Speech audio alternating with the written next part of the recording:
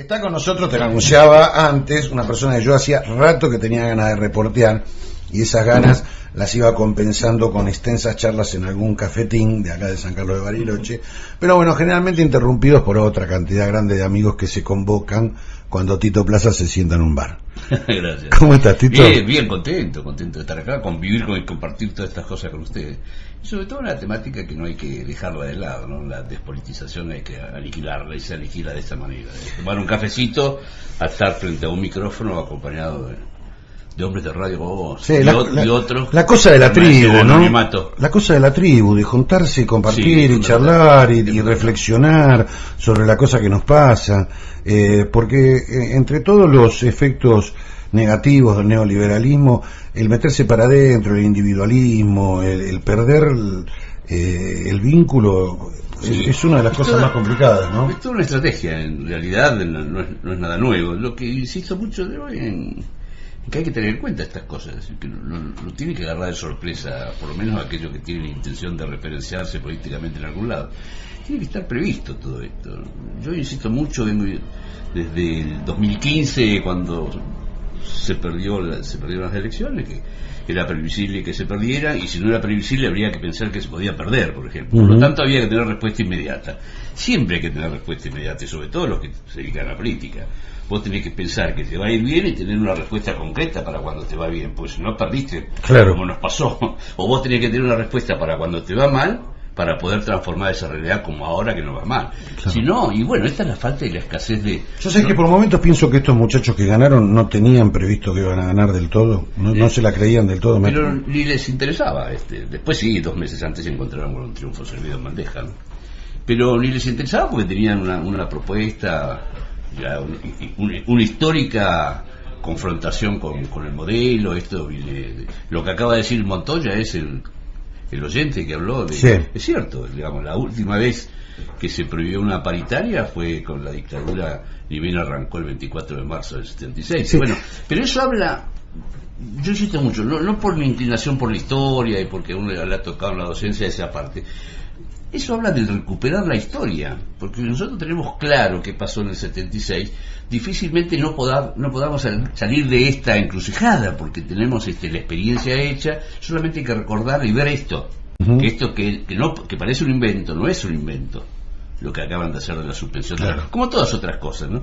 Pero en este caso... Sí, no es un invento el endeudamiento desaforado, no es un invento los recortes al Estado, no es nada de esto, es un invento, es más, son planes que ya nosotros con nuestra edad los padecimos varias veces ya. Lo ofrecieron antes, Pierre Bacena, la dictadura, claro, de Onganía y Lanusse, por ejemplo, posteriormente...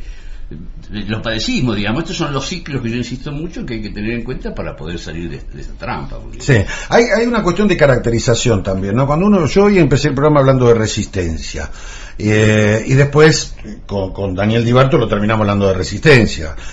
Al principio de esta administración Macri, de este gobierno, cuando hablaba de resistencia, decía, no, te decían algunos, resistencia es lo que se le opone a una dictadura.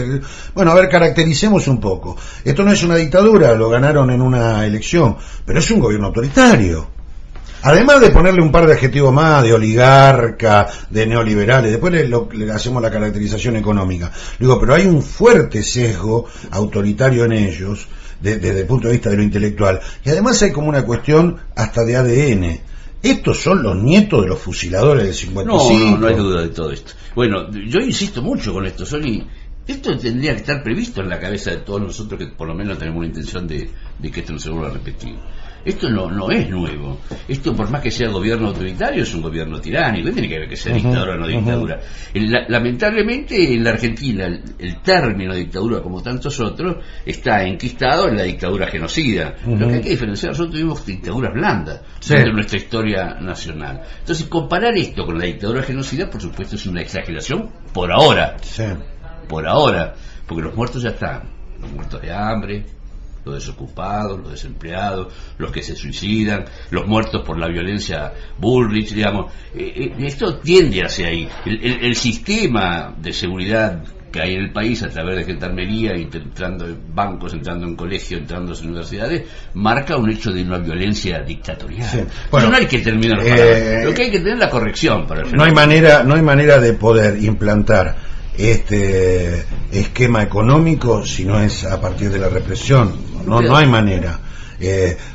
Y en este sentido, digamos, lo que se va a venir es lo que tiene que venir, lo que todo el mundo desea que venga es una fuerte resistencia. No, ya está. Lo que pasa es que el famoso el corralito mediático no te permite ver otra una realidad que yo veo, lamentablemente, los comunicadores que están dentro de este pensamiento no lo manifiestan. Pero acá es notorio de que ya la gente está en la calle. Sí. Vos tenés puebladas en todo el país, de las cuales solamente se conoce la de Azul, porque no pudieron escaparla, pero son puebladas muy fuertes. Y hablar en el sur, usted en la Patagonia conoce. Vos tenés las marchas, las movilizaciones, los piquetes. Mar del Plata estaba vacía por el turismo, pero resulta que lo mandaron al Checolás y metieron más de 5.000, 6.000 personas dentro de una casa. Digamos, los piquetes, las movilizaciones, las marchas, las puebladas, las mismas colas de los bancos y de los supermercados donde la gente putea permanentemente. Eso es un proceso de movilización que no se puede detener. Por eso el tema de la resistencia, yo también le aplico el hecho histórico de por qué en la Argentina se empezó un proceso de resistencia, que fue de la caída de Perón a partir del 55. Sí. Pero la encabezaron los gremios, la encabezó el sindicato. Cuando Perón dice que los trabajadores, que la CGT, que el trabajador organizado es la columna vertebral del movimiento, es porque ellos son los que originaron y dieron la posibilidad de que la juventud 10 años más adelante lo pudiera traer a Perón. Sí. Bueno, acá ahí está la resistencia. Acá, digamos, es parecido. Yo el otro día hablaba con Jorge Rashid y le decía a Jorge, yo sé que cuando pensaba yo en el término de la unidad, ¿no? Yo digo, bueno, se va a dar la unidad a partir de un cierto esquema de carácter político y entonces a partir de ahí salía a la calle y eso. Sin embargo, la mayor muestra de unidad se dio a partir del movimiento obrero, de las organizaciones. Es la única. Bueno, yo lo hablo mucho con Jorge, con el cual tenemos una relación incluso hasta de acá, mirá, desde la Patagonia, cuando él estaba en Neuquén. Claro. De ahí nació una amistad muy fuerte y después... Fue candidato a gobernador de Neuquén. Y claro, mientras a mí me tocó acá en Bariloche, él tocó... pero bueno, además nació una amistad muy grande. Soy un mes más viejo que él. Es del 48. Pero Jorge es uno de esos combatientes intelectuales militantes que tenemos que seguir el ejemplo, y además que en estos tiempos sigue recorriendo el país. Hicimos una larga entrevista con él, que si todo va bien saldrá al aire por televisión, bien. Porque la hicimos televisada, este programa que te estaba comentando, el demo, digamos, que grabamos, los oyentes no lo sabían, así que queda entre vos y yo, total, este programa no lo escuchan. Por suerte. Te quiero sacar del tema político porque mencionaste un apellido, que es el apellido de Checolás. Checolás, un genocida que hoy está con una prisión domiciliaria, a mi manera de ver, con una libertad vigilada. Y entonces te quiero mencionar a Juan Domingo Plaza, a tu hermano, digamos, arrebatado de la vida por las garras de Checolás. ¿Qué le pasa a Tito Plaza cuando ve al asesino de su hermano en prisión domiciliaria? Sí, yo trato de racionalizar lo que sentí o lo que vengo sintiendo desde el año 76, ya lo se cuenta en el 16 de septiembre de 1976, y a partir de ahí, por supuesto, cambió mi vida. Cambió en un montón de aspectos, no solamente en el compromiso con la necesidad del otro, sino en el compromiso con los derechos humanos, que uno empieza a descubrirlo a partir de la ausencia inmediata, el tema de mi madre, y además en las condiciones que fue. Digamos, no solamente la complicidad del que tenía uniforme, de aquel que cuando estaba quieto se saludaba y cuando no estaba quieto se pintaba todo de verde, sino en el resto de los sectores importantes de la sociedad argentina, como el Estado clerical o el Estado empresarial. Digamos. Sí, recordémosle a nuestros oyentes que tu hermano de alguna manera es marcado, delatado, o hay una influencia o algo tuvo que ver Monseñor Plaza, que además es de la familia. No hay duda de esto, por lo menos no la tengo yo, ¿no? Sí. Digo, ¿está aprobado en el expediente? No. No hay una condena a Monseñor Plaza por esto. No hay condena porque yo perdí el primer juicio que le hice cuando llegué del exilio. Pero eso no es el problema. Si uno sabe que este aparato judicial, esta corporación judicial está armada y dejada y sembrada por la anterior dictadura. Así que no esperemos nada ni sigamos esperando, digamos. Bonadío no es producto de Menem. Bonadío es producto del 76, es producto del 55, si te pones a escarbar. Que sea culpable o no culpable, la verdad que no tiene mucho interés. Ahora, los trabajos de investigación que en términos personales me tocó hacer, que en términos grupales con organismos distintos de derechos humanos de otras épocas nos trataron a hacer, sí, fue el entregador sin ninguna duda, ¿no? Por las características anecdóticas, si querés, de cómo desaparece, en qué momento desaparece y de dónde venía cuando desapareció. Y después hay una experiencia mía. Yo en el año 79 entré al país para casualmente encontrarme con el personaje, y a las 6 menos cuarto de la mañana yo me meto en la curia, por previo, con una protección importante, ¿no? Para hablar con Monseñor Plaza. Para encontrarlo. ¿Qué es tu tío? El hermano de papá, sí, es el hermano de mi viejo. Bueno, tengo el famoso encuentro que fue muy duro, que Olga Gónard en su libro Nuestra Santa Madre lo explica. ¿Y qué te con dice? lujo de detalle. Bueno, ¿No querés hablar de esto? Sí, no tengo problema, pero voy a decirte esto. Cuando en el primer juicio por la verdad que se hizo en 1999 en la ciudad de La Plata, a instancia de un trabajo que me correspondió hacer con otros organismos, porque yo era director general de Derechos Humanos, me toca declarar, y declaro como testimonio por la desaparición de Bocha, incluso por los echecolás y todos los represores del momento. Y yo estaba un poco... Es muy difícil esto, ¿no? Claro. ¿Sabés quién fue a ver esa declaración? Mira, Rachid, se vino de Buenos Aires, mi hermano, y yo estoy así declarando y lo veo... Infaltable. Y viste, los lagrimones por dentro, porque por fuera era un momento muy difícil. Pero yo quise ser sincero, porque hay que... para poder ganar esta batalla, incluso en la historia, en las generaciones que vienen, uno tiene que tener una sinceridad y una honestidad intelectual muy fuerte. Y no te puedes dejar de llevar por lo que subjetivamente te puede complicar el relato.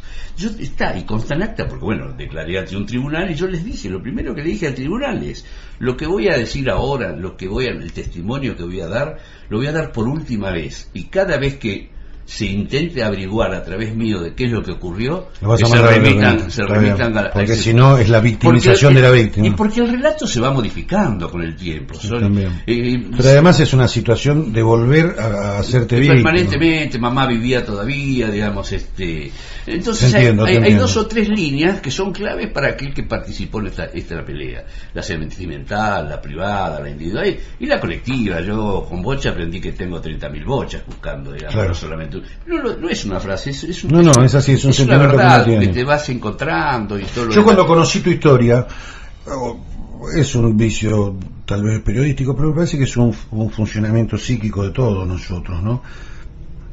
Inmediatamente pensé en qué me pasaría a mí, ¿no? Yo tengo compañeros entrañables, amigos que desaparecieron. Y el dolor fue muy profundo. A mí me tocó irme del país. Y cuando te conocí a vos y conocí tu historia, hace ya unos cuantos años, a pesar de que no hablábamos mucho, pero nos cruzamos a partir de amigos en común y tal, dije, puta, si fue tanto el dolor para mí, que eran mis amigos, ¿qué me hubiera pasado si hubiera sido mi hermano? Si hubiera resignificado de otra manera. La culpa que yo sentí, la cantidad de veces que yo lloré pensando, ¿por qué no a mí? En lugar de a Claudio, un amigo, realmente un compañero entrañable que era mejor que yo, que era un mejor cuadro, y claro, por eso se lo llevaron a él y no a mí, que era un perejil. Entonces digo, pucha, che, en verdad te lo digo, muchos de nosotros que nos fuimos sufrimos esa culpa de habernos salvado, ¿no? Yo aprovecho algo que dijiste porque me interesa difundir esta idea, no nueva, pero por lo menos que quiero que empiece a aparecer. Una cosa es la lucha, el proceso de secuestro, de tortura, de muerte, de desapariciones, y trabajar y hablar sobre las víctimas, mi hermano, tu amigo Claudio, los tantos compañeros que hay, que a su vez tiene un efecto dominó, porque ahí cae mi vieja, mis otros hermanos, es una bomba dentro de la familia, unos tienen un pensamiento, tienen otro, por el dolor y por todo el rollo. Sino que yo creo que hay que hacer hincapié, a la luz del tiempo transcurrido ya casi 40 años, esto un poquito más, hay que hacer hincapié sobre quiénes eran, sobre qué pensaban, cuáles eran sus ideas. La luz de ellos y no la oscuridad de los secuestradores. Totalmente. Bueno, creo que esta es la tarea que hay que hacer. Pero sabes que sin saber, los dos llegamos al mismo punto. En algún momento, después del dolor, después del sufrimiento, después del desgarro, claro, que digamos ya pasó la herida pero queda la cicatriz, tal cual, digamos, yo pensé en esto, yo me voy a colgar en la luz, voy a pensar en la luz de estos tipos que iluminaron mi cabeza, digamos, fueron los primeros tipos que me acercaron un libro piola, Total. Fue el primer tipo que me llevó a ver buen cine. Pero además las generaciones que vienen, Sony, lo están pidiendo a gritos. Sí. Primero por el cierre del tema que hay a través de estos sistemas como el que tenemos en el gobierno actual, digamos, que tratan de opacar esto, ocultarlo, esconderlo, y si se puede sepultarlo por segunda vez lo hacen. A mí me lo preguntaron, me lo pregunta un adolescente, no digo quién porque no viene al caso, pero me dice, ¿por qué lo secuestraron a Bocha? Una pregunta extraordinaria. Claro. No, pobre Bocha que lo secuestraron. Claro, no. Entonces me dio la oportunidad de decir la primera frase que dije, y que espero que la repitan cada uno de aquellos que tengan la posibilidad de decir que... Y luego a Bocha lo secuestraron por peronista, y a partir de ahí explico, ¿no? Claro. A partir de ahí digo, ¿cuál es el significado que se tenía en esos momentos, en esa etapa de la historia, de ser peronista, de tener una identidad ideológica, de tener una lucha, incluso hasta dar la vida, como en este caso? Bueno, esto hay que hacerlo. Hay que hablar de lo que eran, de lo que pensaban. Tienen que saber las generaciones que vienen quiénes eran, qué querían. Sí, hay una vuelta que hay que dar para que de la oscuridad de la sala de tortura salgamos a la maravilla de la luz del camino que ellos iluminaron para seguir por ahí. Camino que en muchos sentidos se concretó. No, claro. En muchísimos sentidos se concretó. Hay muchísimas de las cosas que nosotros hemos vivido en los 12 años de gobierno de Néstor y Cristina, que fueron sueños de nuestros compañeros. No, ni hablar. Y que se hicieron en un momento realidad. Y en algún sentido se hicieron realidad, porque en aquella frase de Néstor en las Naciones Unidas, cuando él dice, nosotros somos hijos de una generación diezmada, somos hijos de las madres de Plaza de Mayo. Ahí hay un punto de identificación fuerte, porque él no dice que nosotros somos hijos de muertos, nosotros somos hijos de... Somos hijos de una lucha. Y en ese sentido, entonces, que florezcan mil flores, empieza a tener sentido un montón de otras cosas. Tu historia, digamos, en algún sentido, nos hermana a un montón de nosotros que, digamos, como yo pienso como que la luz es una sola, después las lamparitas somos muchas. Pero la luz, esa energía que transita entre nosotros a partir de la vivencia de ese dolor, de la desaparición, es una sola y única energía, ¿no? Y esto también hay que... Me estoy poniendo místico. No, pero más allá de la masacre, perdura. Sí. Y esto es muy molesto para la oligarquía. Pero ¿cómo no va a ser molesto si ellos son los victimarios? Porque a las víctimas del 55, aún con el excelente trabajo de Operación Masacre de Rodolfo Wolf, para que no se olviden los fusilados, se los olvidó. Por ejemplo, yo me reñego cuando dice el atentado de la AMIA, la mayor cantidad de víctimas. Yo toco pito y digo, los bombardeos del 55, 320 civiles. Claro, llevaron mucho más víctimas que la AMIA y la embajada. Sí. ¿Cómo es? Ustedes inauguran la víctima cuando las víctimas son de ustedes.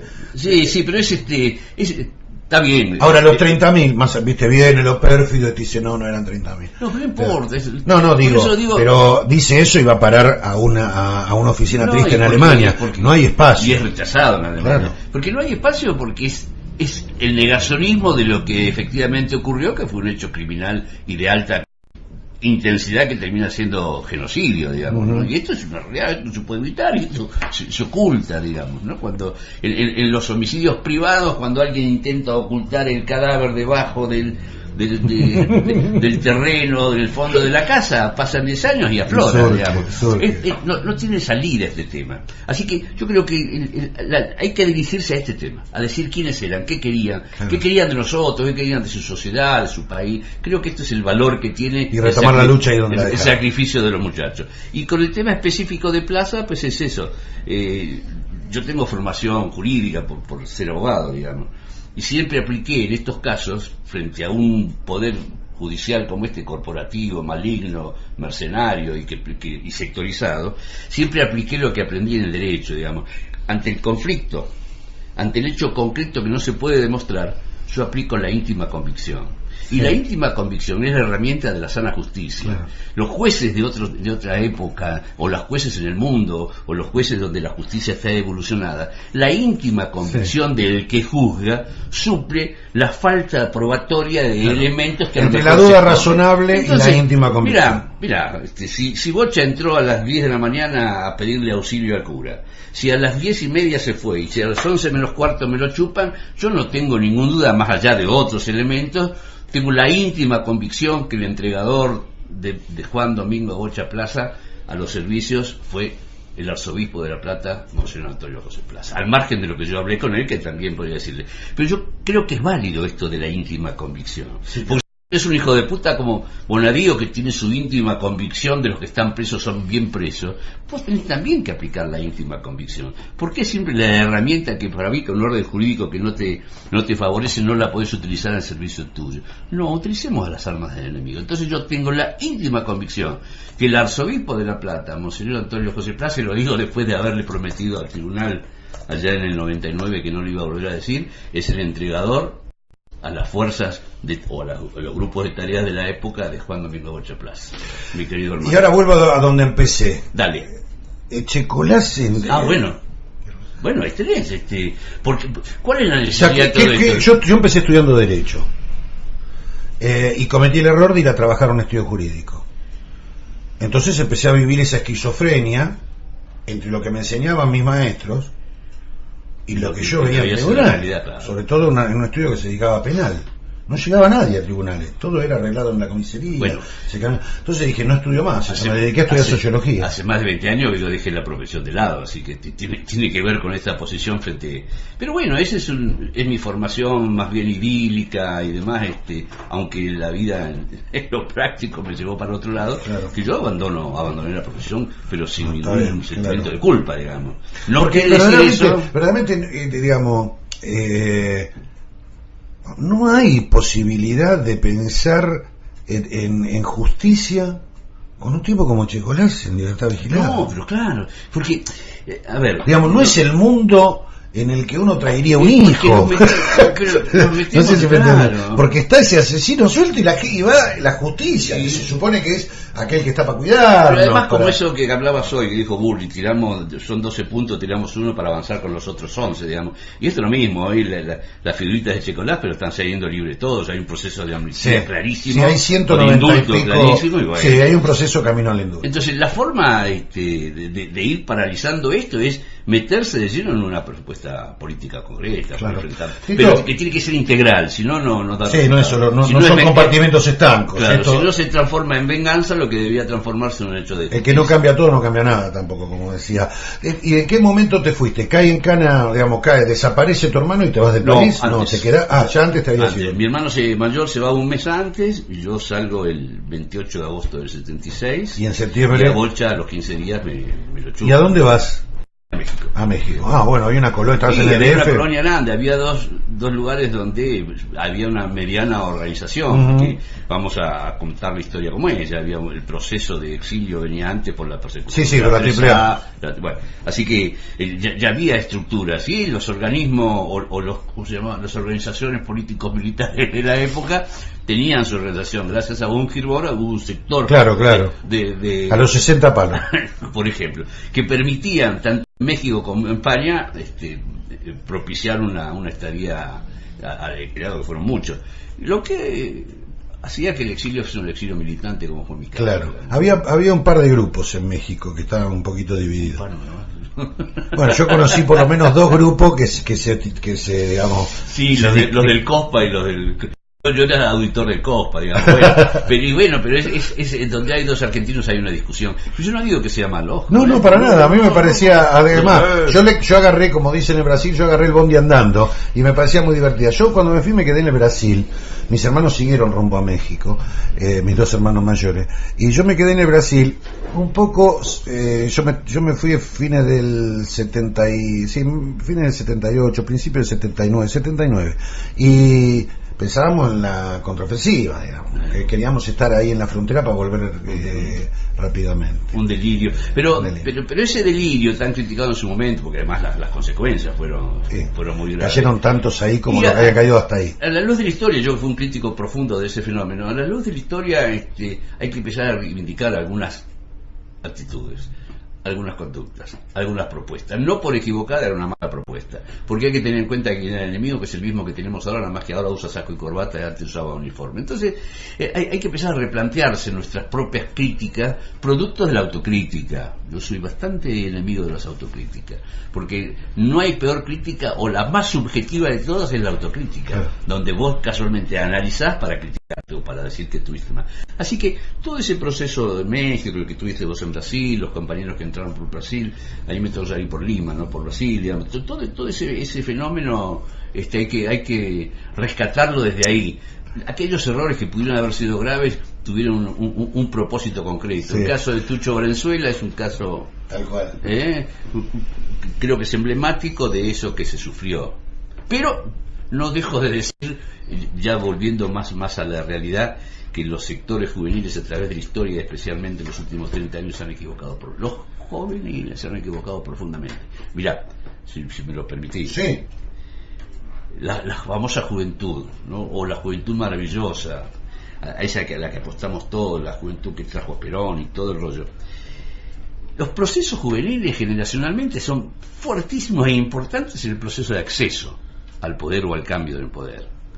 Pero han demostrado, desde la experiencia nuestra, con Cámpora en el gobierno, digamos, a la experiencia de Néstor y Cristina, han demostrado que los sectores juveniles en la administración del Estado es un fracaso rotundo y que ha perjudicado su propia esencia y su propia participación.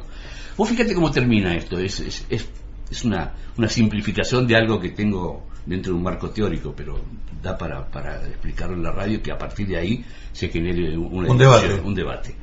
Los sectores juveniles de mi generación, por ejemplo, Heroica, dieron la vida, desaparecidos, todo lo que ya nosotros conocemos, pero en el momento de la administración del poder después de la Perón fue un fracaso rotundo. Claro. Teníamos provincias en aquella primavera de Cámpora y en el gobierno peronista, y hicimos un desastre, sobre todo teniendo un personaje, una conducción como la que teníamos de Perón. Hicimos un desastre y terminamos muy mal. El Montoneros terminó estigmatizado, terminó fuera del ámbito de la sociedad, mal visto, la etiqueta de criminales, cuando ya sabemos todo lo que son. Es decir, que en el ejercicio de la administración del Estado fue un fracaso. Y después sigue esta historia, porque cuando asume Alfonsín en el 83, la juventud era la coordinadora, claro. Esa juventud intelectual que salía de las universidades y que llevaron... Y fue un desastre también. No existe más, es más, no se puede decir, les da vergüenza decir que entonces, será que no terminó ahí, porque le digo, también hubo un proceso de los sectores juveniles ahora con Néstor y Cristina, y con Néstor y Cristina ocurre lo mismo y peor, la Cámpora, por ejemplo.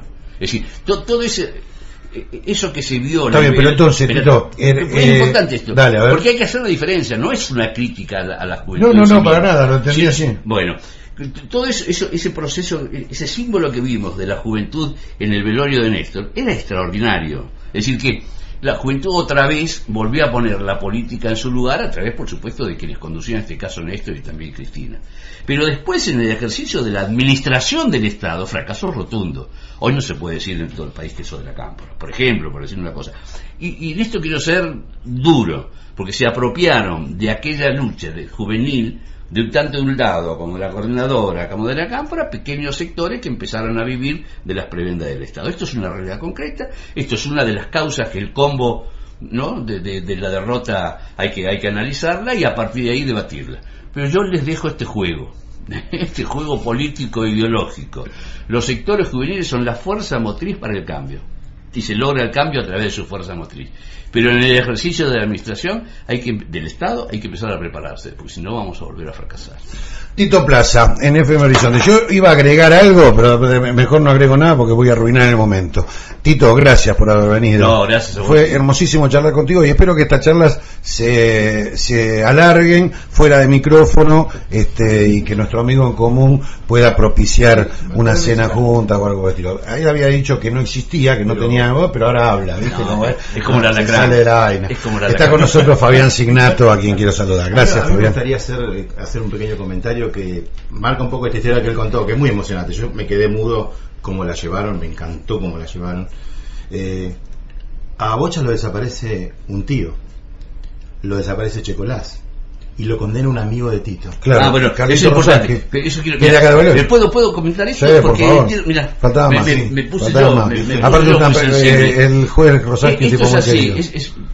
Éramos dos pícaros, éramos los dos abogados más pícaros de acá, porque ya los maridos, los Ramos Mejía estaban. Me imagino y no quiero imaginar. Entonces tuvimos una relación muy estrecha desde la amistad con Carlitos. Bueno, después cambiamos, cada cual fue por su lado, y yo me lo reencuentro en La Plata, cuando yo estaba en plena, otra vez, actividad política, actividad académica, universitaria y todo lo demás, y justo él es presidente del tribunal que va a condenar a aquel que secuestró a mi hermano, ¿no? Entonces, yo no fui en todo el juicio porque se sufren estas cosas. Además, claro. Uno tiene interpretaciones y otros tienen otra, y vos ocasionás de un hecho concreto, por ahí. Yo quiero ser intelectualmente pero muy honesto. Pero sí fui al dictado de la sentencia, con dos anécdotas. Una muy rápida, te la voy a contar, que es que cuando fui, porque era Carlito, ¿no? Entonces, y justo ese día desaparece López, que me dicen, che, no vino el viejo, si no vino el viejo salgan a buscarlo ya, y me dijeron, vos siempre exagerado, no, lo salgan a buscarlo ya si no vino el viejo, ¿no? Bueno, mi tocayo, decía yo.